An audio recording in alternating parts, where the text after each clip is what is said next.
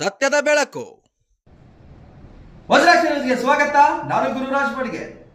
ಶಿವಮೊಗ್ಗ ಜಿಲ್ಲೆಯ ಸಾಗರ ತಾಲೂಕಿನ ಆನಂದಪುರದ ಸರ್ಕಾರಿ ಸಮುದಾಯ ಆರೋಗ್ಯ ಕೇಂದ್ರಕ್ಕೆ ಮಾಜಿ ಜಿಲ್ಲಾ ಪಂಚಾಯತ್ ಸದಸ್ಯ ಬಿಜೆಪಿ ಮುಖಂಡ ರತ್ನಾಕರ್ ಹೊರಗೋಡು ಅವರು ಭೇಟಿಯನ್ನ ನೀಡಿದರು.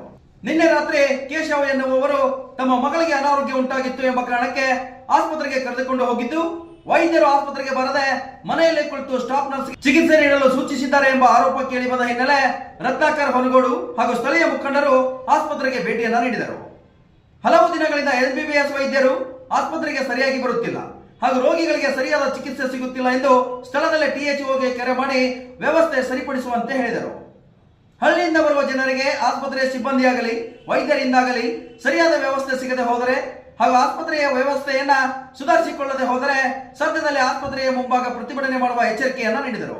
Vajraksha news report, Pavan Kumar Kattare, Shivamogga. ಬಿಟ್ಬಿಡೋಣ, ಸ್ಯಾಲ್ರಿ ಒಂದ್ ಕಡೆ ಇರಲಿ. ಆದರೆ ನೀವು ಅಂಥ ಸಂದರ್ಭದಲ್ಲಿ ಈಗ ನೋಡ್ರಿ, ಈಗ ಅವ್ರಿಗೆ ಏನಂದ್ರೆ ರಜೆ ಹಾಕಿದರೆ ಅವ್ರು ಬಂದ್ಮೇಲೆ ನೀವು ಮಾಡ್ತೀರಿ ಅಂತ ನೀವೇ ಕ್ಲಾರಿಫಿಕೇಶನ್ ಕೊಡ್ತೀರಿ. ಕೆಲಸ 2 ತಿಂಗಳು ಅಂಥ ಸಂದರ್ಭದಲ್ಲಿ 5 ದಿವಸ ರಜೆ ಹಾಕಿದಾಗ ನೀವು ಒಂದಿಷ್ಟು 8 ಗಂಟೆ ತನಕ ನೀವು ಡ್ಯೂಟಿ ಮಾಡಬೇಕು. ಆಮೇಲೆ ಅವ್ರಿಗೆ 8 ಗಂಟೆಯಿಂದ ಅವರಿಗೆ ಬೆಳಿಗ್ಗೆ 10 ಗಂಟೆ ತನಕ ಅವ್ರು ಡ್ಯೂಟಿ ಮಾಡ್ತಾರೆ. ಈಗ ಅವರು 4 ಗಂಟೆಯಿಂದನೂ ಡ್ಯೂಟಿ ಮಾಡಿದ್ರೆ ನಾಳೆ ಬೆಳಿಗ್ಗೆ 10 ಗಂಟೆ ತನಕ ಡ್ಯೂಟಿ ಮಾಡಬೇಕಂದ್ರೆ 10 ಗಂಟೆ ಮೇಲೆ ಮಾಡಿದ್ರೆ ಅವ್ರು ಮನೆ ಹೋಗ್ತಾರೆ. ಆ ಸಂದರ್ಭದಲ್ಲಿ ನೈಟು ಡೇ ಆದರೂ ಅಡ್ಡಿಲ್ಲ, ನೈಟಲ್ಲಿ ಎಮರ್ಜೆನ್ಸಿ ಇರೋದು ಬರ್ತಾರೆ.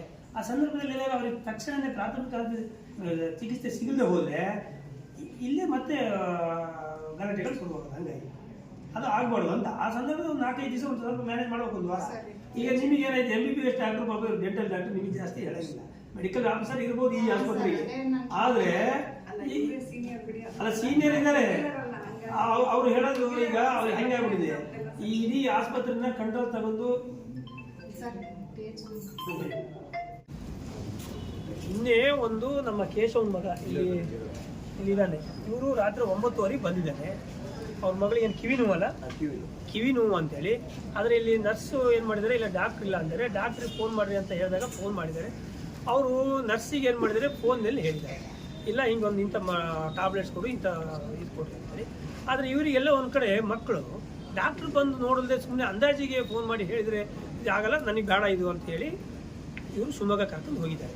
ಒಂದು ವೇಳೆ ಅವನಿಗೇನೋ ಗಾಡಿ ಇತ್ತು ಶಿವಮೊಗ್ಗ ಹೋದ, ಇಲ್ಲದೆ ಹೋಗಿ ಒಬ್ಬ ಬಡವ ಕೂಲಿ ಕಾರ್ಮಿಕ ಅಂದರೆ ಏನಾಗ್ತಾಯಿತ್ತು, ಡಾಕ್ಟ್ರು ಬಂದು ನೋಡಿ ಆವಾಗ ಅದು ನೋಡಿದಾಗ ಅದು ಯಾವ ಮೆಡಿಸಿನ್ ಕೊಡಬೇಕು ಅಂತ ಗೊತ್ತಾಗುತ್ತೆ.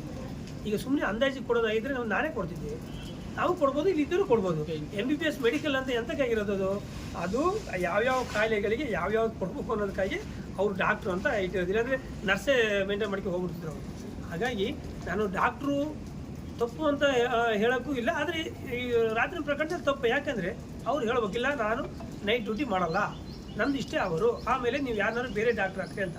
ಒಂದು ವೇಳೆ ಅದನ್ನು ಡ್ಯೂಟಿ ಮಾಡಿದ ಮೇಲೆ ಈಗ ಬಂದಂಥ ರೋಗಿಗೆ ಚಿಕಿತ್ಸೆ ಸಿಗಬೇಕಲ್ಲ, ಅವರು ಸ್ಪಂದಿಸ್ಬೇಕಲ್ಲ. ಆ ಕಾರಣಕ್ಕಾಗಿ ಅದು ರಾತ್ರಿ ಪ್ರಕರಣ ಆಗಿದೆ. ಆದರೆ ಈ ಪ್ರಕರಣದ ಜೊತೆಗೆ ಈಗೇನೋ ಅವ್ರು ಬಂದು ಹೇಳಿದರು ನಮಗೆ, ಆಯಿತು. ಇನ್ನೂ ಅನೇಕ ಜನ ನಮಗೆ ಸಾಕಷ್ಟು ದಿನಗಳಿಂದ ನಮಗೆ ಸಮಸ್ಯೆ ಹೇಳ್ತಾ ಇದ್ದಾರೆ. ಈ ಬಡವರಿಗೆ ಆಗಿಬಿಟ್ರೆ ಯಾರು ಕೇಳೋರು? ಆ ಕಾರಣಕ್ಕಾಗಿ ಇದನ್ನು ಈ ರೀತಿ ನಡಿಬಾರ್ದು, ಅನಂತಪುರದಲ್ಲಿ ಸಾರ್ವಜನಿಕರ ಸೇವೆ ಸಿಗಬೇಕು ಅನ್ನೋ ಕಾರಣಕ್ಕಾಗಿ ಇವತ್ತು ಬಂದು ಮಾಹಿತಿ ತಗೊಂಡು ಈಗಾಗಲೇ ಅಧಿಕಾರಿಗಳಿಗೆ ಮಾತಾಡಿದ್ದು ಮುಂದಿನ ದಿನಗಳಲ್ಲಿ ಇದು ಸರಿಯಾಗತ್ತಂತ ಹೋರಾಟ ಸಮೇತ ರೂಪಣೆ ಮಾಡ್ತೀವಿ.